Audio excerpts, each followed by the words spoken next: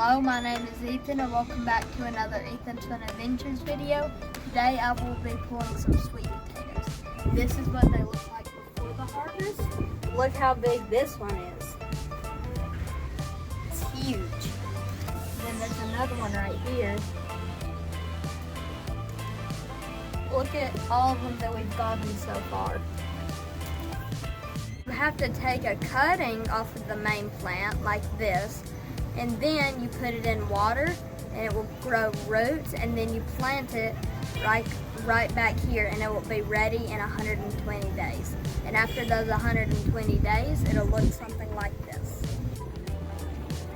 It takes around 3 weeks for your sweet potatoes to be ready because it needs to turn the starches into sugar, and then it will be very sweet.